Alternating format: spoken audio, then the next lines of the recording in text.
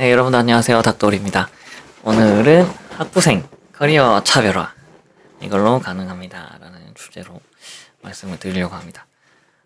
학부생 때 사실 커리어로 차별화 두는 게 쉽진 않아요. 여러분들이 뭔가 대단한 대회에서 입상을 했거나 아니면 여러분이 만든 어떤 앱이나 게임이 스토어, 구글 플레이 스토어나 애플 앱스토어에서 뭐 다운로드가 10만 정도 된다. 이러면 차별화가 되지만 사실 쉽지는 않고, 제가 오늘 말씀드리는 거는 사실 모든 분들이 할 수 있는 내용은 아니에요. 좀 어려운 방법입니다. 쉽지는 않고요. 공대에서 이제 교수님 연구실에 계신 학생들이 좀 더 하기 좋고요. 아니면 이제 좀 교수님과 친분이 있으신 학생분들도 도전해 볼 수 있는 방법이에요. 뭐냐면 여러분이 학부생일 때 특허를 출원하는 것입니다. 이렇게 특허를 출원하거나 등록이 되는 실적이 있으면 여러분이 나중에 취업할 때 그거를 이제 적어서 내시면 아무래도 보통 학부생 때 특허가 있는 분들이 잘 없으니까 차별화가 되죠. 얘는 뭐지? 왜 특허가 있지? 이렇게 되는 거죠. 그래서 특허를 출원하면 되는 겁니다. 말은 쉽다 생각하실 수 있는데 생각보다 특허를 내는 게 어렵지는 않아요. 그래서 여러분들이 특허가 있으면 그러니까 이렇게 생각하셔야 돼요. 여러분이 프로그래밍으로 다른 학생을 이길 수가 없다라고 생각을 하면 다른 방법을 찾아야 돼요. 이런 거예요. 여러분이 연애시장이라고 가정해보자고요. 연애시장이에요. 내가 키가 180인 애를 여러분이 키가 만약에 170이면 180인 애는 절대 이길 수 없는 거예요. 그럼 불가능한 거잖아. 갑자기 키가 10cm 크는 건 불가능하니까 여러분 어떻게 해야 돼요? 연애시장에서 이기려면 180cm인 애보다 더 옷을 잘 입거나 더 매너가 좋거나 말을 잘하거나 재미가 있는 등, 그러니까 경쟁의 기준을 키에서 다른 것으로 옮겨가야 돼요. 그러니까 그게 이제 차별화라고 하는 건데, 여러분이 프로그래밍으로 승부를 못 볼 것 같아. 내가 정말 대단한 프로그래머가 아니야. 그러면 여러분은 다른 방법을 찾아야 돼요. 어떻게? 경쟁의 기준을 다른 곳으로 옮기는 거예요. 어떻게 해요? 특허를 가지고 내가 다른 학생과 다르다는 차별화를 만들어내는 거죠. 물론 꼭 특허일 필요는 없어요. 여러분이 다른 방법을 찾으면 돼요. 다른 경쟁의 기준을 찾으면 되는데, 제일 도전해 볼 수 있을 만한 거는 이제 특허이기 때문에 제가 말씀을 드리는 겁니다. 그래서 제가 말씀드린 게, 특허가 학부생, 대학원생은 좀 쉬운데 학부생은 사실 혼자 하기는 어려워요. 그래서 여러분이 꼭 지도 교수님과 상담을 하셔야 됩니다. 상담을 하셔야 되는데 어떻게 해야 되냐?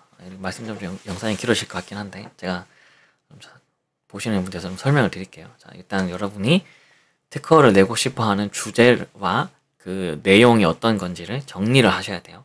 정리를 하셔서 뭐 A4 용지로 뭐 한두 페이지 정도 정리하셔서 지도 교수님을 찾아가시거나 아니면 평소에 여러분과 좀 친분 있는 교수님한테 가는 거예요.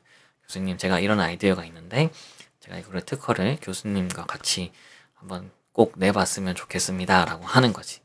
그렇게 하면 교수님마다 좀 다르겠지만 사실 거절할 교수님들은 없다고 생각을 해요. 있을 수도 있어요. 저 같으면 거절하진 않을 것 같은데, 일단 뭐 그건 상황에 따라 다르니까 제가 뭐 다 그렇다고 말씀드리지 못하지만 어쨌든 그런 식으로 시도를 해보는 거예요. 그래서 공대 교수님들은 대부분 특허를 내본 경험이 있거든요. 다른 과는 잘 모르겠어요. 다른 과는 사실 특허가 없는 교수님도 많은데 보통의 공대 교수님들이라면 특허를 내본 경험이 있고, 그 다음에 이제 여기서 중요한 게 뭐냐면 지도 교수님과 함께 특허를 내야 돼요. 왜냐면 지도 교수님과 함께 특허를 내게 되면 그 교수님 이름으로 특허가 나가는 거기 때문에 비용을 다 대학에서 부담을 해요. 이제 대부분의 학교에 산학협력단이라는 게 있잖아요. 산학협력단에서 특허 개수라는 그걸 가지고 이제 지표라고 하는데, 평가를 받을 때 좋은 플러스 점수를 받아요. 그래서 학교에서 대부분 특허가 많은 걸 선호하거든요. 그래서 여러분들이 지도 교수님과 함께 하면 특허에 들어가는 비용을 다 대학에서 보통 부담을 합니다. 여러분한테 돈을 내가 이렇게 하는 경우는 없어요. 만약에 그거 있으면 그건 문제가 있는 거예요. 문제가 있는 거예요. 뭐 너무 작은 학교나 이러면 좀 다를 수 있는데 4년제, 국내에 있는 4년제 일반적인 대학이라고 하면 보통 학교에서 다 부담을 합니다.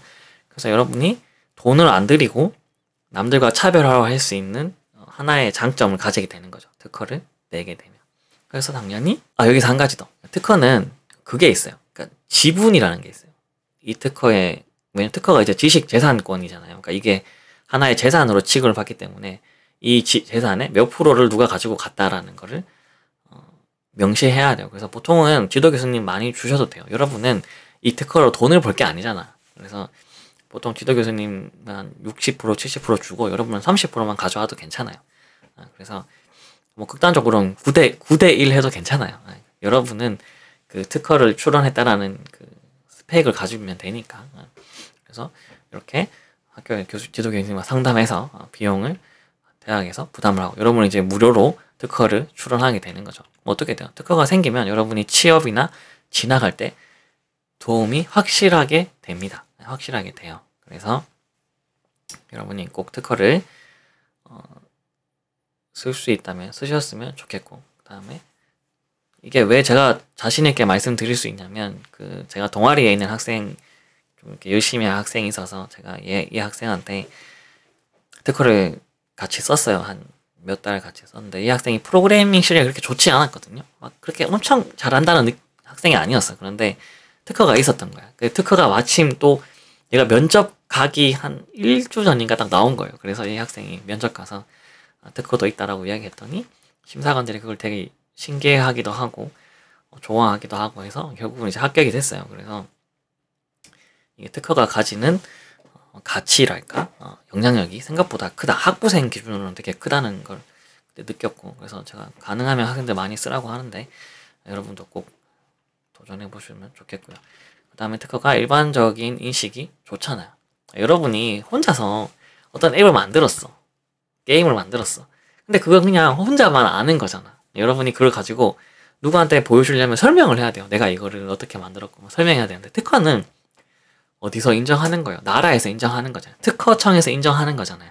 그러니까 그냥 특허가 있습니다 자체로 이미 이거는 국가의 공식적인 가치를 인정받은 거예요. 그래서 여러분이 이걸 가지고 막 설명할 필요가 없는 거예요.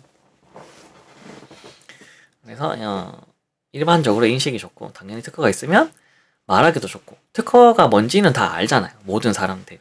여러분이 친구나 부모님한테 말하기도 좋고. 그래서 꼭 특허가 있으면 좋다라는 거고, 그 다음에 이제 학부생 입장에서는 특허를 내는 주제를 찾기가 쉽진 않아요. 그래서 여러분이 평소에 생각했던 나 이런 거 특허로 내면 좋겠다 하는 걸 출원하시면 되고, 아니면은 졸업작품 할 때 좀 뭔가 새로운 기술이 있으면 그걸 특허로 출원하시면 됩니다. 그 다음에 이제 여기서 한 가지 중요한 거는 출원과 등록이 있어요. 그러니까 우리가 이렇게 광고 같은 거 볼 때 특허 출원 뭐 됐습니다, 뭐 특허 등록 됐습니다, 그런 거 있잖아. 왜 쿠팡이나 뭐 인스타그램이나 이런 거 보면 광고가 나오잖아요. 특정 제품에. 그래서 특허 출원됐다, 등록됐다 이런 말 나오는데 특허 출원은 생각보다 엄청 쉬워요. 그러니까 특허 출원이라는 게 무슨 뜻이냐면 우리가 특허를 심사해 주십시오라고 지원서를 내는 거예요. 그러면 특허 출원이 돼요. 그러니까 여러분이 고등학생 때 서울대학교, 예를 들어 여러분이 전부 모두 다 9등급이야. 모든 그 과목이. 근데 서울대학교에 입시 원서를 냈어요. 그러면 그게 그냥 특허 출원이 되는 거예요. 여러분이 특허의 상태가 별로 좋지 않고 가치가 없는데 그냥 특허청에 내요. 그럼 그냥 출원이 돼요.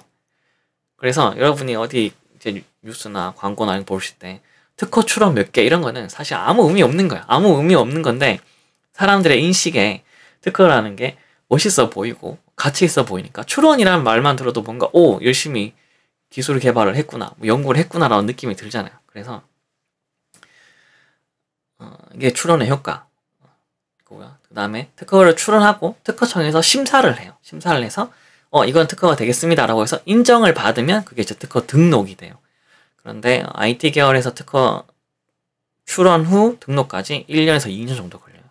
그리고 등록은 조금 어려워요. 학부생 수준에서 사실 등록까지 바라는 건 조금 에바기 때문에. 예.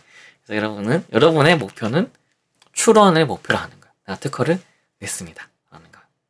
출원은 쉬우니까. 그래서 꼭 출원을 한번 해보시면 좋겠고, 출원을 했어. 내가 2학년 말이나 지금 이제 방학이잖아요. 겨울방학 때 막 준비해서 3월 달에 교수님하고 이야기해서 특허 출원을 했어. 그런데 여러분 졸업하기 전에 갑자기 등록이 되면 제일 좋은 거지. 그건 땡큐인 거지. 근데 안 될 가능성이 높긴 해요. 근데 될 수는 있잖아. 우연찮게 여러분이 롤을 하다가 우연찮게 펜타키를 먹을 수도 있는 것처럼 우연히 등록이 될 수도 있지. 그래서 출원을 목표로 하시고 출원을 해봤으면 좋겠다. 그래서 오늘은 조금 평소에 제 주제랑 좀 다르게 좀 달성하기 어려운 주제이긴 했는데 요즘은 이제 열심히 하는 학생들이 간간히 있다 보니까 그런 학생들은 뭔가 앱 개발, 프로그래밍 공부 뭐 이런 것도 좋지만 특허라는 또 다른 분야를 한번 준비하셔서 도전해 보시면 좋겠다는 생각이 들어서 영상을 남깁니다. 제가 이제 다음 영상에는 이제 특허를 출원하려면 어떻게 해야 되는가, 어떤 주제를 선택해야 되는가, 이런 내용들을 담은 영상을 찍을 거예요. 그래서 그 영상까지 같이 보시고 여러분 이번 방학 이제 벌써 1월 달이잖아요. 이제 1월, 2월 2달 정도 남았는데 고민해 보시고 특허를 출원해서 취업할 때 도움이 됐으면 좋겠습니다. 네, 이번 영상은 여기서 마치도록 할게요. 안녕.